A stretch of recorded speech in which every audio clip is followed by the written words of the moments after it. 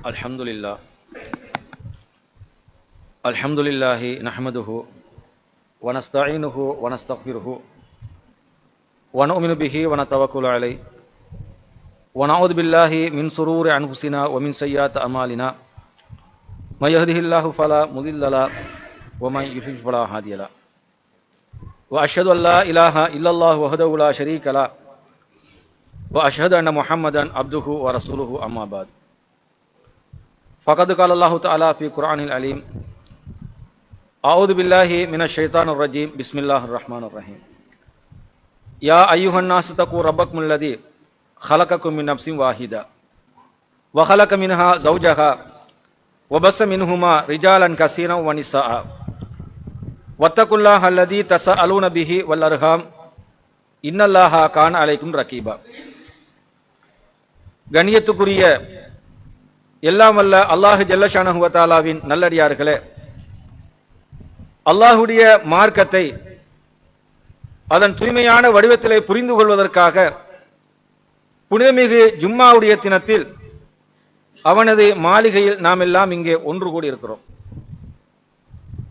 இந்த நல்ல நேரத்தில் அல்லாஹ் ஜல்லஷானஹு வ தஆலா எதை இந்த சமுதாயத்துக்கு செய்திருக்கக்கூடிய மிகப்பெரிய அருள் கொடை என்று சொல்லி காட்டுகிறானோ அதற்கு நாம் அனைவரும் சொந்தக்காரர்களாக ஆக வேண்டும் என்று கூறிக்கொண்டு என்னுடைய உரையை நான் ஆரம்பம் செய்கின்றேன்.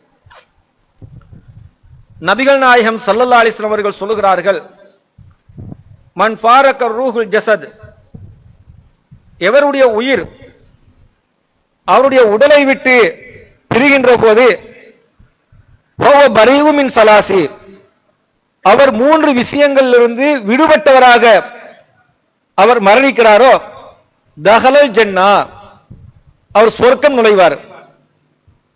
அந்த 3 விஷயங்கள் எதுன்னு சொன்னால், மினல் கிப்ரி, பெருமை அடிப்பது, வல் உலூல், மோசடி செய்வது, வத்தைன், கடன். அப்ப இந்த பெருமை, மோசடி, கர்வம், இந்த 3 நிலையிலிருந்து விடுபட்ட நிலையில யார் இந்த உலகை விட்டு பிரிகிறார்களோ இவர்கள் சொர்க்கம் நுழைவார்கள் என்கிற செய்தியை நபிகள் நாயகம் ஸல்லல்லாஹு அலைஹி வஸல்லம் அவர்கள் சொல்லுகிறார்கள். அப்ப இந்த நபி மொழியில முதலாவது எதை சொல்றாங்கன்னு சொன்னால், ஒரு மனிதனிடத்துல கிப்ர் என்று சொல்லக்கூடிய பெருமை இருக்கக்கூடாது. ஏன் இந்த பெருமை இருக்கக்கூடாதுன்னு சொன்னால், இந்த பெருமை மனிதனுக்கு தகுதியானது இல்லை.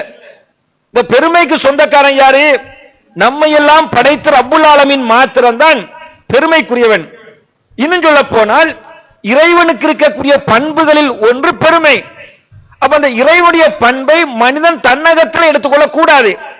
அல்லாஹ் திருமறை குர்ஆன்ல சொல்லக்கூடிய நேரத்தில், வலவுல் கிப்ரியாகு பி ஸமாவாத்தி வல் அர், வானங்களிலும் பூமியிலும் இருக்கக்கூடிய பெருமை அவனுக்குத்தான் சொந்தம், அல்லாஹ்வுக்கு தான் உரியது என்கிற செய்தியை அல்லாஹ் திருமறை குர்ஆன்ல சொல்லி காட்டுகிறான். அப்ப பெருமைக்கு யார் சொந்தக்காரன் சொன்னால் அல்லாஹ் மாத்திரம்தான். அவன் பெருமைப்படுவதற்கு முகாந்திரம் இருக்கிறது. ஏன்? அவன் தான் வானத்தை படைச்சான், அவன் தான் பூமியை படைச்சான், அதற்கு இடையில் இருக்கக்கூடிய அத்தனை வஸ்துக்களையும் அவன் தான் படைத்தான். அதனால் இறைவன் பெருமைப்படலாம். மனிதன் பெருமைப்படலாமா? மனிதன் பெருமைப்படுவதற்கு எந்த முகாந்திரம் இல்லை. அதனால மனிதன் பெருமைப்படக்கூடாது, பெருமை அடிக்க கூடாது என்கிற செய்தியை நபிகள் நாயகம் ஸல்லல்லாஹு அலைஹி வஸல்லம் அவர்கள் சொல்கிறார்கள். அதே மாதிரி சொல்றாங்க, அல் இஸு இஸாருஹு, கண்ணியம் இருக்கிறது. இந்த கண்ணியம் என்பது அல்லாஹ்வுடைய கீழாடை. நபிகள் நாயகம் ஸல்லல்லாஹு அலைஹி வஸல்லம் அவர்கள் சொல்றாங்க, வல் கிப்ரியாகு ரிதாவு, பெருமை என்பது அவருடைய மேலாடையாகும். இதை சொல்லிட்டு நபிகள் நாயகம் ஸல்லல்லாஹு சொல்றாங்க, அல்லாஹ் சொல்வதாக, ஃபமை யுனாதிகுனி அஸப்துஹு, அவற்றில் யார் என்னோடு போட்டி போடுகிறார்களோ அவர்களை நான் வேதனை செய்வேன். இந்த பெருமை அடிப்பதில் என்னோடு யார் போட்டி போடுறாங்களோ அவங்க நான் கடுமையா வேதனை செய்வேன் என்று அல்லாஹ் சொல்லக்கூடிய செய்தியை நபிகள் நாயகம் ஸல்லல்லாஹு அலைஹி வஸல்லம் அவர்கள் சொல்றாங்க. அப்ப ஒரு மனிதனை பொறுத்தவரையில யாரிடத்துல பெருமை குடிகொண்டிருக்குமோ அவர் அழிவுடைய விளிம்புக்கு போய்விட்டார் என்று அர்த்தம். இன்னும் சொல்ல போனால், ஒரு மனிதனிடத்துல பெருமை இருக்குமையானால், ஆணவம், இந்த கர்வம் இருக்குமையானால் அவனிடத்தில் நல்லமல் வருவது ரொம்ப கஷ்டம். திருமறை குர்ஆன் அல்லாஹ் சொல்லக்கூடிய நேரத்தில், தில்க தாருல் ஆகிரத்து நஜாலுல் இல்லதீன லா யுரீதுன உலூலன் ஃபில் அர்லி வலா ஃபஸாதா. இந்த பூமியில் ஆணவத்தையும் குழப்பத்தையும் விரும்பாதவர்களுக்காகத்தான் அந்த மறுமை வீட்டை நாம் தயாரித்திருக்கிறோம். மறுமை வாழ்க்கை யாருக்கு? இந்த உலகத்தில் வாழுகிற போது குழப்பம் செய்யாமலும் ஆணவம் கொள்ளாமலும் யார் வாழ்றாங்களோ இவங்களுக்கு தான் அந்த மறுமை வீடு என்கிற செய்தி அல்லாஹ் திருமறை குர்ஆன்ல சொல்லி காட்டுறான். இப்ப இறைவனுக்கு இருக்கக்கூடிய இந்த பண்பு பெருமை இருக்குது, இது மனிதர்களாகி நம்மிடத்துல வரக்கூடாது. எந்த அளவுக்கு வரக்கூடாது? கடுகளவு கூட நம்முடைய உள்ளத்துல இந்த பெருமை ஆணவம் வரக்கூடாது. நபிகள் நாயகம் ஸல்லல்லாஹு அலைஹி சொல்றாங்க, லா யதுகுல் ஜன்னா, அவன் சொர்க்கம் நுழைய மாட்டான். யார் சொர்க்கம் நுழைய மாட்டாங்க? மன் கான ஃபீ கல்பிஹி மிஸ்கால தர்ரத்தி மின் கிபிர், யாருடைய உள்ளத்துல ஒரு அணுவளவு பெருமை இருக்கிறதோ கர்வம் இருக்கிறதோ இவன் சொர்க்கம் நுழைய மாட்டான் என்று நபிகள் நாயகம் ஸல்லல்லாஹு அலைஹி வஸல்லம் அவர்கள் சொல்றாங்கன்னு சொன்னால், அப்ப இந்த பெருமை அடிப்பதை மனிதன் தன்னகத்தில் வைக்க கூடாது. அதே நேரத்தில் இந்த பெருமை அல்லாஹ்வுக்குரிய பண்பு என்று இஸ்லாம் சொல்லுகிறது. இந்த பெருமை மனிதத்தில் வரக்கூடாது என்று சொல்லுகிறது. இந்த பெருமை என்ன? இப்ப நாம நம்மள சுதாகரிச்சு பார்க்கணும், நம்ம இடத்துல பெருமை இருக்குதா ஆணவம் இருக்குதா என்பதை பார்க்கணும். எப்படி பார்ப்பது? இந்த பெருமை என்ன என்பதை நபிகள் நாயகம் ஸல்லல்லாஹு அலைஹி வஸல்லம் விளக்குகிறார்கள். எப்படி விளக்குறாங்க? பெருமை என்ன தெரியுமா? அது கிப்ரு பத்ருல் ஹக். பெருமை என்று சொன்னால் சத்தியத்தை சொல்லுகிற போது நிராகரிக்கிறான். இதுதான் உண்மை என்று தெரியும், இதுதான் சத்தியம் என்று தெரியும், அப்படி தெரிஞ்சு கொண்டு அதை நிராகரிக்கிறான் என்று சொன்னால் அவரிடத்துல கர்வம் பெருமை இருக்குது. அடுத்தது வகம் துன்னாஸ். பெருமை என்று சொன்னால் மனிதர்களை கேவலமாக மதிப்பது. மனிதனை எப்படி மதிக்கணுமோ அந்த முறைப்படி மனிதனை மதிப்பதில்லை. மனிதன் என்ன செய்யறான்? தன உடல் பலத்தை வைத்துக் கொண்டு, பண பலத்தை வைத்துக் கொண்டு, மக்கள் பலத்தை வைத்துக் கொண்டு தன மனிதனை சக மனிதனை தனக்கு கீழால் இருக்கக்கூடிய மனிதர்களை எப்படி கேவலப்படுத்த முடியுமோ, எப்படி அசிங்கப்படுத்த முடியுமோ, எப்படி கொத்தடிமைகளாக ஆக்க முடியுமோ அப்படியெல்லாம் மனிதன் பெருமையின் காரணத்தினால் கர்வத்தின் காரணமாக செய்து கொண்டிருக்கிறான் சொன்னால் இந்த பண்பு இந்த மனிதத்தில் இருந்தால் அவன் சொர்க்கம் நுழைய மாட்டான் என்கிற செய்தியை நபிகள் நாயகம் ஸல்லல்லாஹு அலைஹி வஸல்லம் சொல்றாங்க. இரண்டாவது என்ன? வல் குலூல், மோசடி செய்வது. எப்படி ஒரு மனிதத்தில் பெருமை இருக்கக்கூடாதோ இதே மாதிரி அவன் யாருக்கு எவருக்கும் மோசடி செய்யக்கூடாது. இந்த மோசடின்னு சொன்ன என்ன? இந்த மோசடி செய்வது நயவஞ்சக தன்மை என்பது நபிகள் நாயகம் ஸல்லல்லாஹு அலைஹி வஸல்லம் சொல்லி காட்டுறாங்க. ஆயத்துல் முனாஃபிக் ஸலாசுன், முனாஃபிக் இருக்கிறானே இப்படி அடையாளம் 3 இருக்குது. அந்த 3 என்ன? இதா ஹத்தஸ கதப, அவன் பேசினால் பொய்யத்தான் பேசுவான். வைதா வஅத அக்லப, அவன் வாக்கு கொடுத்தால் அந்த வாக்குக்கு மாறு செய்வான். வைதா அயதுமின கான, நம்பினால் அவன் துரோகம் செய்வான் என்று நபிகள் நாயகம் ஸல்லல்லாஹு அலைஹி சொல்றாங்க. எந்த அளவுக்கு சொல்றாங்க தெரியுமா? இந்த 3 தன்மையும், பேசினால் பொய் பேசுவது, வாக்கு கொடுத்தால் மீறுவது, நம்பினால் துரோகம் செய்வது, இது முனாஃபிக்குடைய தன்மைன்னு சொல்லிட்டு வ இன்சாம வஸல்ல வதாம அன்னஹு முஸ்லிமுன், அவன் நோன்பு நோட்டாலும் சரி, அவன் தொழுதாலும் சரி, தன்னை முஸ்லிம் என்று சொல்லிக் கொண்டாலும் சரி, இவரிடத்தில் இந்த தன்மை இருக்குமையானால் இது முனாஃபிக்குடைய தன்மை, நயவஞ்சகத்துடைய தன்மை என்கிற செய்தியை நபிகள் நாயகம் ஸல்லல்லாஹு அலைஹி வஸல்லம் சொல்லிவிட்டு ஒரு முன்னறிவிப்பு செய்றாங்க. என்ன செய்றாங்க? இன்ன பஅதுக்கும் கௌமன், நிச்சயமாக உங்களுக்கு பின்னால் ஒரு சமுதாயம் தோன்றுவார்கள், ஒரு சமுதாயம் வருவார்கள். அவங்க எப்படி இருப்பாங்க சொன்னால் யஹூனூன வலா யூதம்னூன், அவர்கள் நம்பிக்கை மோசடி செய்வார்கள், அவர்களை நம்பி எதையும் நீங்க ஒப்படைக்க கூடாது. உங்களுக்கு பின்னால் ஒரு சமுதாயம் வருவார்கள், நம்பிக்கை மோசடி செய்வார்கள், அவர்களை நம்பி எதை நீங்க ஒப்படைப்பாதீங்க. அடுத்து அவங்களுடைய பண்பு என்ன சொல்றாங்க தெரியுமா? வயஸ்ஹதூன, அவர்கள் சாட்சியாக இருக்க தாமாகவே முன் வருவார்கள், சாட்சி சொல்வதற்கு அவங்களாகவே முன் வருவாங்க. வலா யுஸ்தஸ்ஹதூன், ஆனா அவங்களை யாரும் சாட்சி சொல்லும்படி அழைக்க மாட்டாங்க, அழைக்காம அவங்களாகவே தானாகவே வருவார்கள் என்கிற செய்தியை நபிகள் நாயகம் ஸல்லல்லாஹு அலைஹி வஸல்லம் சொல்றாங்க. இன்றைக்கு அதை நிதர்சனமாக பார்க்கிறோம். மக்களை எப்படியெல்லாம் ஏமாற்ற முடியுமோ அப்படி ஏமாற்றக்கூடியவர்கள் எப்படி வர்றாங்க? உங்களை நாங்க வெளிநாட்டுக்கு அனுப்ப வேணுமா, அந்த நாட்டுக்கு அனுப்ப வேணுமா, இந்த நாட்டுக்கு அனுப்ப வேணுமா என்று மக்களுடைய பொருளாதாரத்தை சுரண்டி எடுத்து விட்டு அவனை நடுத்தருவிலே நிக்க வைத்து விட்டு அவனை ஏமாத்துகிற தன்மை இன்னைக்கு உலக அளவுல நாங்க பார்க்கிறோம் என்று சொன்னால் இது மிகப்பெரிய மோசடியா இல்லையா? இன்னும் சொல்ல போனால் யார் இந்த மாதிரி மோசடி செய்கிறார்களோ அவரிடத்தில் ஈமான் இருக்காது. ஈமான் உள்ளவன் மோசடி செய்வானா? இல்ல. நபிகள் நாயகம் ஸல்லல்லாஹு சொல்றாங்க, வலா யகுல் அஹதுக்கும் ஹீன யகுல் வ ஹுவ முஃமின். மோசடி செய்யக்கூடியவன் மோசடி செய்யக்கூடிய நேரத்தில் இறை நம்பிக்கையாளனாக இருந்து கொண்டு மோசடி செய்ய மாட்டான்.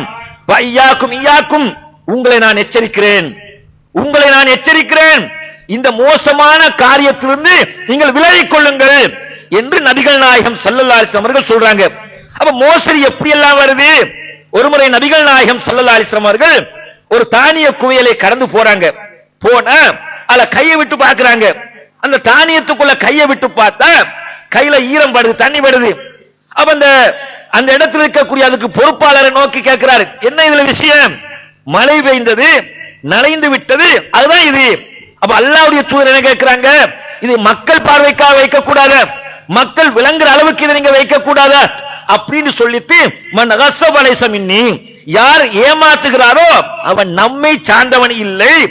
அவன் ஏமாத்துகிறான் என்று சொன்னால் இந்த உம்மத்தை சார்ந்தவன் இல்லை. ஈமான் உள்ளவன் இப்படி செய்ய மாட்டான் என்கிற செய்தியை நபிகள் நாயகம் ஸல்லல்லாஹு அலைஹி வஸல்லம் அவர்கள் சொல்றாங்க. அப்ப நம்ம சொர்க்கம் நுழைய வேண்டுமானால் நம்மிடத்துல ஆணவம், பெருமை இருக்கக்கூடாது, மோசடி இருக்கக்கூடாது. மூன்றாவதாக என்ன சொல்றாங்க தெரியுமா? கடன்பட்ட நிலையில நாம மரணிக்க கூடாது. இங்கதான் எல்லா மனிதனும் சிக்கிக் கொள்ளக்கூடிய ஒரு முக்கியமான இடம். மனித உரிமைகள் மீறுகின்ற விஷயத்துல இந்த கடன் என்பது ஒரு முக்கியமான இடத்தில் இருக்கிறதை பார்க்கிறோம். வசதி இல்லாத நிலையில அல்லது முக்கிய தேவைக்காக கடன் வாங்கக்கூடியவர்கள் பெரும்பாலும் குறித்த காலத்துல அந்த கடனை கொடுப்பதில்லை, அல்லது கடனை வாங்கிவிட்டு தலைமறைவாக நிற்கக்கூடிய ஒரு நிலையை கூட இன்றைக்கு மனித சமுதாயத்தில் பார்க்கிறோம். இதனால் யார் கடன் கொடுத்தார்களோ அவர்கள் பெரிய இன்னல்களுக்கு ஆளாகி துதிக்கக்கூடிய ஒரு நிலையை பார்க்கும். இதற்கு சரியான தண்டனையாக இஸ்லாம் சொல்லுது என்ன? யார் கடன் பட்ட நிலையில அந்த கடனை கொடுக்காமல் மரணிக்கிறானோ அதுக்கு என்ன தண்டனை? அவன் சொர்க்கம் நுழைய மாட்டான் என்கிற செய்தியை நபிகள் நாயகம் ஸல்லல்லாஹு அலைஹி வஸல்லம் அவர்கள் சொல்றாங்க. இன்னும் சொல்ல போனால் ஒரு மனிதன் கடன் பட்ட நிலையில மரணிக்கிறான்னு வைங்க, அல்லாஹ்வுடைய தூதர் ஜனாசா கூட அவருக்கு தொழுவிக்கல்ல. நபிகள் நாயகம் ஸல்லல்லாஹு அலைஹி வஸல்லம் சபைக்கு ஒரு ஜனாசா கொண்டு வரப்படுது. அப்ப அல்லாஹ்வுடைய தூதர் சொல்றாங்க, இவருக்கு ஜனாசா தொழுகை நடத்துங்க. அப்ப அல்லாஹ்வுடைய தூதர் கேட்கிறாங்க, இவர் கடன்பட்ட நிலையில் மரணித்திருக்கிறாரான்னு கேட்கிறாங்க. இல்லங்கிறாங்க. அப்ப அவருக்கு ஜனாசா தொழுகை நடத்துறாங்க. இன்னொரு ஜனாசா கொண்டு வரப்படுது, இவருக்கு ஜனாசா தொழுகை நடத்துங்கன்றாங்க. அப்ப இவர் கடன் பட்டிருக்கிறாரான்னு கேட்கிறார். ஆமா, கடன் பட்டிருக்கிறார். 3 தங்க காசுகள் அளவுக்கு கடன் பட்டிருக்கிறார். அப்ப அத கொடுப்பதற்கு ஏதாவது இவர் வைத்துட்டு போயிருக்கிறாரா? ஆமா, 3 தங்க காசுகளை வச்சுட்டு போயிருக்கிறார். அப்ப நபிகள் நாயகம் ஸல்லல்லாஹு அலைஹி வஸல்லம் அவர்கள் அந்த ஜனாசாவை தொழுகிறாங்க. இன்னொரு ஜனாசா கொண்டு வரப்படுது, இவருக்கு ஜனாசா தொழுகை நடத்துங்கன்னு சொன்ன நேரத்துல இவர் கடனாளியான்னு கேட்கிறாங்க. ஆமாங்கிறாங்க. கடனை கொடுப்பதற்கு ஏதாவது விட்டுட்டு போயிருக்கிறாரா? அப்படி ஒண்ணுமே செய்யவில்லை. அப்ப அல்லாஹ்வுடைய தூதர் சொல்றாங்க, சல்லு அலா சாஹிபுக்கும், உங்க தோழருக்கு நீங்க தொழுகை நடத்துங்க, நான் தொழுவிக்க மாட்டேன் அப்படின்னு சொல்றாங்க. இத கேட்ட உடனே அபூ கத்தாதா அவங்க சொல்றாங்க, வஅலைய தைனஹு வஸல்லா அலைஹி, அல்லாஹ்வுடைய தூதரே அவருடைய கடனுக்கு நான் பொறுப்பு, நீங்க தொழுகை நடத்துங்க என்று அல்லாஹ்வுடைய தூதருக்கு சொல்றாங்க. அப்ப பாருங்க, எல்லா மக்களுக்கும் தொழுகை நடத்திய நபிகள் நாயகம் ஸல்லல்லாஹு அலைஹி வஸல்லம் அவர்கள் கடன்பட்டவருக்கு ஏன் தொழுகை நடத்தல? அப்ப மக்களை ஏமாத்தி விட்டு தருவதாக சொல்லிவிட்டு அதை கொடுக்காமல், அதை கொடுப்பதற்கு எந்த ஒரு ஏற்பாடும் செய்யாமல் இவர் மரணித்து போய்விட்டால் இந்த துரோகிகளுக்கு எப்படி நான் தொழுவிப்பது அப்படின்னு நபிகள் நாயகம் ஸல்லல்லாஹு அலைஹி வஸல்லம் அவர்கள் சொல்லி அந்த ஜனாசாவை கூட தொழுவிக்கலன்னு சொன்னால் என்ன காரணம்? கடன் படுவது எவ்வளவு பயங்கரமான குற்றம். கடன் படுவது குற்றம் இல்ல, வாங்கிய கடனை கொடுக்காமல் இருப்பது எவ்வளவு பயங்கரம் என்பதை புரிந்து கொள்வதற்காக நபிகள் நாயகம் ஸல்லல்லாஹு அலைஹி வஸல்லம் அவர்கள் சொல்லி காட்டுறாங்க. அடுத்து என்ன தெரியுமா? நம்ம இந்த உலகத்தில் வாழுகிற போது கடன் வாங்குறோம், வாங்கிய கடனை கொடுக்காமல் இருக்கிறோம் வைங்க, அல்லாஹ் எப்படிப்பட்டவன்? அவன் நீதியாளன். நம்மிடத்துல யார் கடன் வாங்கினாங்களோ, யாரிடத்துல நம்ம கடன் வாங்கினோமோ அந்த கடனை கொடுக்காமல் நம்ம மரணித்து விட்டால் அல்லாஹ் இடத்துல வந்து அந்த மனிதன் வழக்கு தொடருவான். வழக்கு தொடர்ந்தா அல்லாஹ் என்ன செய்வான்? இந்த உலகத்தில் நம்ம செய்த நன்மை இருக்கு, அதற்கு ஈடாக, அதற்கு பதிலாக அதைத்தான் கொடுப்பான். நபிகள் நாயகம் ஸல்லல்லாஹு அலைஹி வஸல்லம் அவர்கள் சஹாபாக்களோ கேட்கிறாங்க, என்ன கேட்கிறாங்க? அத்ததுருனமல் முஃப்லிஸ், திவாலாகி போனவர். முஃப்லிஸ் என்றால் யாருன்னு உங்களுக்கு தெரியுமான்னு கேட்கிறாங்க. அப்ப சஹாபாக்கள் சொல்றாங்க, அல் முஃப்லிசு பீனாமல்லா திருகமலகு வலா மத்தாவு. தோழர்கள் சொல்றாங்க, யாரிடத்துல வெள்ளி காசுகளோ பொருட்களோ ஒன்றுமே இல்லையோ இவன் தான் திவாலாகி போனவன், இவன் தான் ஒன்றும் இல்லாதவன் என்று சொன்ன உடனே நபிகள் நாயகம் ஸல்லல்லாஹு அலைஹி வஸல்லம் சொல்றாங்க, இன்னல் முஃப்லிஸ மின் உம்மத்தி, நிச்சயமாக என்னுடைய சமுதாயத்தில் திவாலாகி போனவர் ஒன்றுமில்லாதவர் யார் தெரியுமா? யஅதி யௌமல் கியாமத்தி பி ஸலாத்தின் வ ஸியாமின் வ ஸகாத்தின். அவர் மறுமை நாளில் வருவார். எப்படி வருவார் தெரியுமா? தொழுகை, நோன்பு, ஜகாத் இந்த நன்மைகளோடு மறுமையிலே வருவார். தொழுகையா நபி வழியில தொழுதார், ஓட்ட உரசல் இல்ல, இஹ்லாஸோடு தொழுதார். நோன்பு அப்படி, ஜகாத் அப்படி, செய்த நன்மைகள் எல்லாம் இஹ்லாஸோடு நபி வழியில அவர் செய்து கொண்டுதான் வருவார். அந்த நன்மைகளை செய்வதோடு இந்த உலகத்தில் வாழுகிற போது என்ன செஞ்சிருப்பார் தெரியுமா? வயாத்தி வகது சத்தமஹாதா, இவர் ஒருவரை ஏசி இருப்பார், தொழுது இருப்பாரு, ஒருத்தருக்கு ஏசி இருப்பார். வகதபஹாதா, ஒருவர் மீது அவதூறு பழியை சுமத்தி இருப்பார். அகல மாலஹாதா, ஒருவருடைய பொருளை சொத்தை அநியாயமாக சாப்பிட்டு இருப்பார்.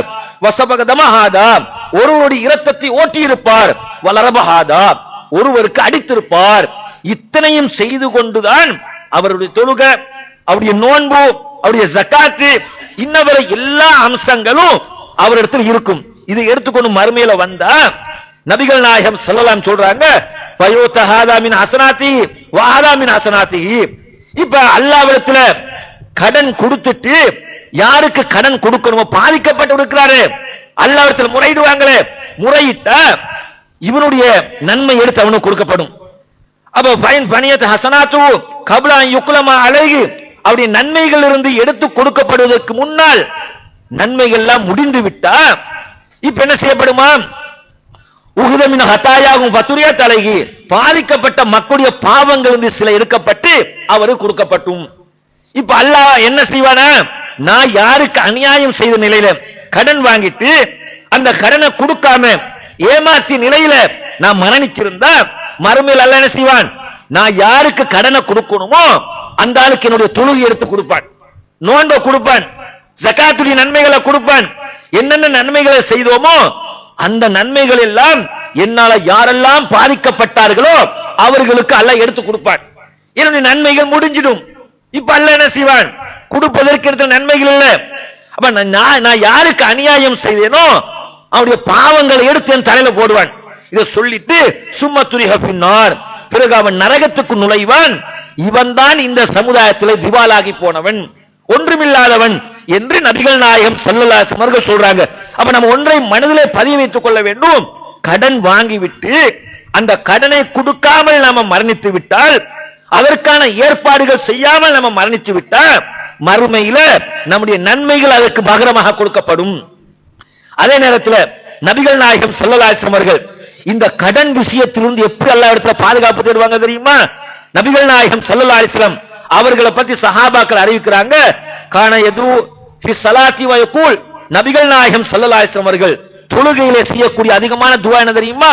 அல்லாஹும்ம அஊது பிக மினல் மஹ்சமி வல் மக்ரம், இறைவா பாவத்திலிருந்தும் கடன் தொல்லைகளிலிருந்தும் உன்னிடத்திலே பாதுகாப்பு தேடுகிறேன். ஒவ்வொரு தொழுகையிலும் அத்தஹியாத்துல என்ன கேட்பாங்க? 3 விஷயங்களை விட்டு பாதுகாப்பு தேடுவாங்க. தஜ்ஜாலை பற்றி, கபருடைய வேதனையை பற்றி, இந்த கடனை பற்றி.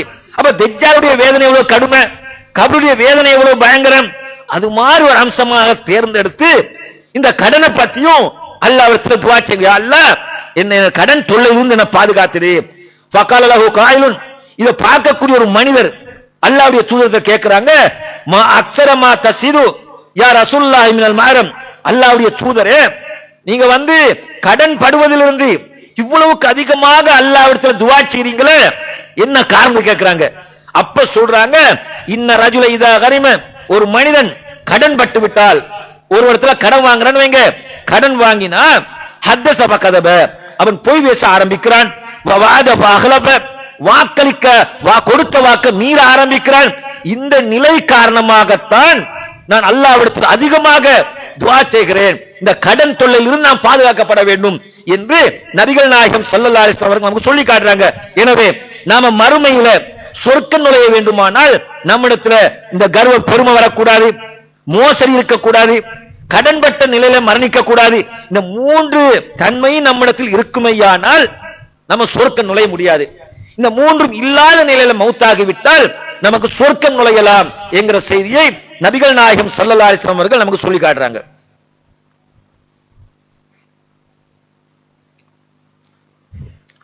அன்புக்குரிய சகோதரர்களே, மனிதர்களாகிய நாம் ஒவ்வொருவரும் ஏதாவது ஒரு சந்தர்ப்பத்தில் கடன் வாங்கக்கூடியவர்களாகவோ அல்லது கடன் கொடுக்கக்கூடியவர்களாகவோ இருப்போம். கடன் வாங்கி இருந்தால் அவர்கள் நடக்க வேண்டிய விதிமுறைகளை இஸ்லாம் சொல்லி காட்டுகிறது. கடன் வாங்குவது இஸ்லாத்துல தடை இல்லை. தான் பெற்ற கடனை ஒரு அமானிதமாக நினைச்சு உரிய நேரத்தில் ஒப்படைக்க வேண்டும் என்கிற ஒரு நிலை நம்மிடத்தில் வர வேண்டும். ஏனென்று சொன்னால் திருமறை குர்ஆன்ல சொல்லி காட்டுகிறான், இன்னல்லாஹ் யஅமுருக்கும் அன் துஅத்துல் அமானாத், அமானிதங்களை அதற்குரிய இடத்தில் ஒப்படைக்குமாறு அல்லாஹ் உங்களுக்கு கட்டளையிடுகிறான். அப்ப நம்ம வாங்குகிற கடன் இருக்கிற அமானிதமாக வாங்குகிறோம். அமானிதத்துக்கு ஒரு முஸ்லிம் மோசடி செய்யக்கூடாது. ஒரு மூமினுடைய பண்பை இஸ்லாம் சொல்லும் போது திருமறை குர்ஆன் எப்படி சொல்லுது, வல்லதீனஹும் லி அமானாத்திஹிம், அவர்கள் தம்முடைய அமானிதங்களை பேணுவார்கள். ஒரு மூமின் என்ன செய்ய மாட்டான், ஏமாத்த மாட்டான், அமானிதங்களுக்கு மோசடி செய்ய மாட்டான், அந்த அமானிதங்களை பேணி சரியாக ஒப்படைப்பான் என்று திருமறை குர்ஆன் சொல்கிறது. அதே நேரத்தில் நம்மளே பல மக்கள் எடுத்துக்கொண்டால் வாங்குகிற கடன் இது ஒரு அமானிதமாக நினைக்கிறாங்களா, வாங்கிய கடனை திரும்ப ஒப்படைக்கணுமே என்றாவது நாம நினைக்கிறோமோ? எந்த அளவுக்கு தெரியுமா, கடன் வாங்கியவர் தான் சமூகத்தில் எப்படி இருக்கிறாங்க, கடன் கொடுத்தவரை போன்று. அப்ப கம்பீரமான தோட்டத்தில் அப்ப அந்த மாதிரி நடக்கக்கூடிய நேரத்தில் கடன் கொடுத்தவர் இவ்வளவு வேதனைப்படுவார். இடத்துல கடனை வாங்கிக்கிட்டு என்னை இவ்வளவு தொந்தரவுபடுத்துறாரு, இவ்வளவு மோசமா நடந்து கொள்றாரு இன்னும் மன வேதனைப்பட மாட்டாரா? அப்ப இதெல்லாம் பார்க்கிறோம். அதே நேரத்தில் நபிகள் நாயகம் ஸல்லல்லாஹு அலைஹி வஸல்லம் அவர்கள் மறுமை நாளுடைய அடையாளத்தை சொல்லும் போது இதா லுய்யாத்தில் அமானத்து ஃபந்தலிரிஸா, அமானிதங்கள் நம்பிக்கை பொறுப்பு மோசடி செய்யப்படக்கூடிய காலத்தை நீங்க பாத்தீங்கன்னு சொன்னா மறுமை நாளை எதிர்பாருங்க. அப்ப அந்த காலத்தை நம்ம நெருங்கி இருக்கிறோம். யாரையும் நம்ப முடியாது. தொழுவார்கள், நோன்பு வைப்பார்கள், இவர் நம்மளை ஏமாற்றுவார அப்படி நினைச்சோமா என்று நினைக்கிற அளவுக்கு ஏமாற்று பேர் வழிகள் நிரம்ப இருக்கிறதை பார்க்கிறோம்.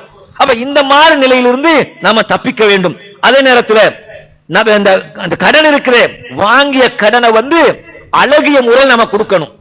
ஒரு முறை நபிகள் நாயகம் ஸல்லல்லாஹு அலைஹி வஸல்லம் ஒருவர் அவருக்கு கடன் கொடுத்திருக்கிறார் அல்லாஹ்வுடைய தூதருக்கு. இப்ப இவர் என்ன செய்யறாரு, அல்லாஹ்வுடைய தூதரத்துல எனக்கு கடனை கொடுங்க இன்னும் கடுமையான பேச்சில அல்லாஹ்வுடைய தூதரத்துல கேட்கிறாங்க. சஹாபாக்கள் இவர் அடிக்க போறாங்க. அல்லாஹ்வுடைய தூதர் சொல்றாங்க, இல்ல தவு ஃபைனலி சாஹிபில் ஹக்கி மகானன், அவரை விட்டு விடுங்க. ஏண்டா அவருக்கு உரிமை இருக்கிறது, அவருக்கு பேசுவதற்கு உரிமை இருக்கிறது. அவரிடத்தில் நான் கடன் வாங்கி இருக்கிறேன், நேரத்துக்கு கொடுக்காவிட்டால் பேச உரிமை அவருக்கு இருக்கிறது, ஒன்னும் செய்யாதீங்க அப்படின்னு நபிகள் நாயகம் ஸல்லல்லாஹு சொல்லிவிட்டு அவர் என்ன செய்யறாங்க தெரியுமா, அவருக்கு ஒரு ஒட்டகத்தை வாங்கி கடனுக்கு பதிலாக கொடுங்கன்றாங்க. இப்ப சஹாபாக்கள் என்ன செய்யறாங்க, அவருக்கு கொடுக்கக்கூடிய ஒட்டகத்தை அளவு பாக்குறாங்க. பார்த்தா அவருக்கு கொடுக்கக்கூடிய ஒட்டகத்தின் அளவு இல்ல, அதை விட விலை உயர்ந்த மதிப்பு மிக்க பெரிய ஒட்டகம் மட்டும் தான் இருக்குது. இப்ப சஹாபாக்கள் அல்லாஹ்வுடைய தூதரை சொல்றாங்க, அல்லாஹ்வுடைய தூதரே அவருக்கு கொடுக்கிற அளவுக்கு அந்த ஒட்டகம் இல்ல, அதை விட விலை மதிக்க முடியாத பொறுமதி மிக்கதா இருக்குது. அப்ப அல்லாஹ்வுடைய தூதர் சொல்றாங்க, அதை கொடுங்கள்.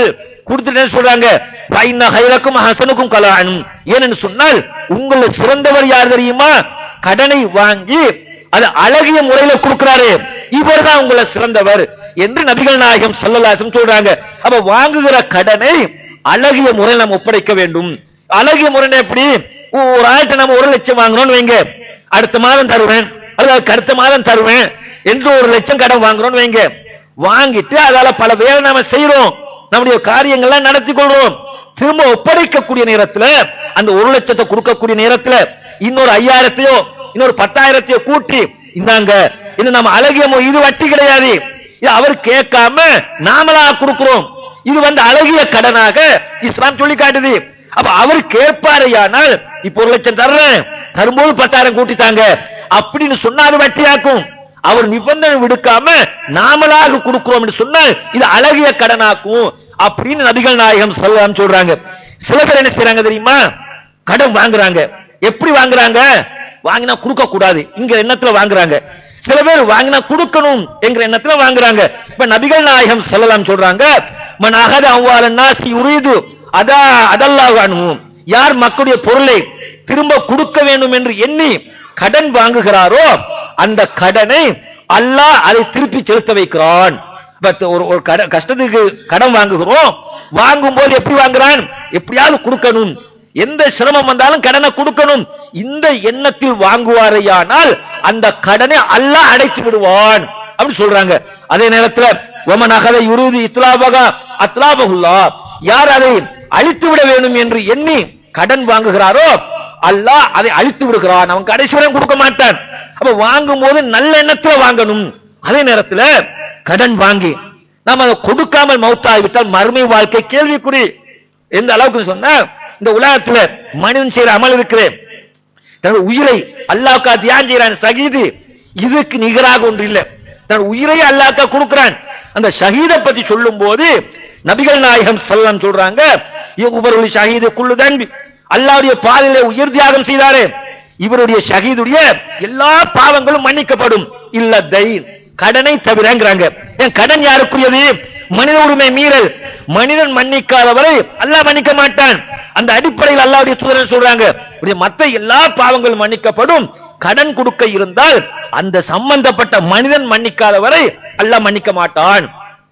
அடுத்து சொன்னாங்க, நஃப்சுல் முஃமினி முஅல்லகத்துன் பிதைனி ஹத்தா யுக்லானு, கடனாளியாக மரணித்து விட்ட ஒரு இறை நம்பிக்கையாளருடைய உயிர் இருக்கிறே அந்த கடனே அடைக்கப்படுகின்ற வரை அவனுடைய உயிர் தொங்கப்பட்ட நிலையில் இருக்கும் என்று நபிகள் நாயகம் ஸல்லல்லாஹு அலைஹி வஸல்லம் அவர்கள் சொல்றாங்க. அடுத்து முக்கியமான விஷயம் என்ன தெரியுமா? நிறைய பேர் கடனை கொடுத்து மக்களிடத்தில் ஏமாந்து நொந்து போய் எல்லாத்தையும் இழந்த நிலையில் இருக்கிறாங்க. இதுக்கு என்ன காரணம் தெரியுமா? அல்லாஹ் சொல்லுகிற ஒரு கட்டளை மீறுகிறதான் காரணம். கடனை கொடுக்க சொல்லுகிற அல்லாஹ் எப்படி கொடுக்க சொல்றான்? திருமறை குர்ஆன் நீங்க பிரட்டி பாத்தீங்கன்னு சொன்னால் 2வது அத்தியாயத்தின் 282 283வது வசனங்கள், வசனங்களை படிச்சு பாருங்க. இல்ல அல்லாஹ் என்ன சொல்றான் தெரியுமா? யா அய்யுஹல்லதீன ஆமனு, நம்பிக்கை கொண்டவர்களே, இதா ததாயன்தும் பிதைனின் அலா அஜலி முஸம்மா, ஒரு குறிப்பிட்ட தவணை மீது உங்களுக்கு கடன் கொடுக்கல் வாங்கல் செய்து கொள்ளக்கூடிய தன்மை ஏற்பட்டால் ஃபக்துபுஹு, அதை நீங்க எழுதிக் கொள்ளுங்கள். உங்களுக்கு யாராவது கடன் கேட்கறாங்கன்னு சொன்னா எழுதுங்க. எழுதுங்க எப்படி எழுதுறது? ஒரு நோட்ல எழுதுவதில்லை, ஒரு வீட்டை ஒருவருக்கு எழுதி கொடுக்கும் போது எப்படி எழுதி கொடுப்போம் அந்த முறை பிரகாரம் திரும்ப வாங்கக்கூடிய அளவுக்கு எழுதி கொடுக்கணும். அப்படி முடியலன்னு சொன்னால் வஸ்தஸ்மிது ஷஹீதைனி மின் ரிஜாலிக்கும், 2 ஆண்களை சாட்சியாக அமைத்துக் கொள்ளுங்கள். சாட்சி எப்படி இருக்கணும்? ஒண்ணும் இல்லாதவனை கொண்டு போய் சாட்சிக்கு வைக்க கூடாது. சாட்சியாளர் யாருன்னு சொன்னால், நான் ஒரு ஆளிடத்துல 10 லட்சம் வாங்கி இருக்கிறேன், இந்த 2 பேரும் சாட்சின்னு சொன்னால் நான் கொடுக்காவிட்டால் இந்த 2 சாட்சியும் அந்த 10 லட்சத்தை கொடுக்கணும், அதான் சாட்சி. அப்ப இந்த மாதிரி இஸ்லாம் சொல்லுது. அப்ப சாட்சியும் கிடைக்கலையா, ஃபரிஹானுன் மக்பூலா, ஒரு பொருளை அடமானமாக பெற்றுக் கொள்ளுங்கள். அப்ப நான் ஒருவர் என்ன செய்யறாரு, 1 லட்சமோ 10 லட்சமோ கேட்கிறான்னு வைங்க கடன், அப்ப நீங்க என்ன செய்யணும்? ஒன்றை எழுதணும், இல்லாட்டி என்ன செய்யணும்? 2 சாட்சிகள், அது இல்லையா 3வது என்ன? ஒரு அடமானம். 10 லட்சம் வேணுமா, அதுக்கு தக்க ஒரு பொருள் இடத்துல தா, நீ எப்ப திருப்பி தருகிறியோ அந்த பொருளை உனக்கு திருப்பி தர்றேன். அப்படி இல்லைன்னு சொன்னால் அவர் இந்த குறிப்பிட்ட நேரத்தில் அந்த பொருளை திருப்பி தரான்னு வைங்க, அவகாசம் கொடுப்போம். அவகாசம் கொடுத்தும் அவர் திருப்பி தராவிட்டால் அந்த அடமான பொருளை வித்து என்னுடைய பணத்தை எடுத்து மீதி அவருக்கு கொடுக்கலாம். இது இஸ்லாம் சொல்லுது.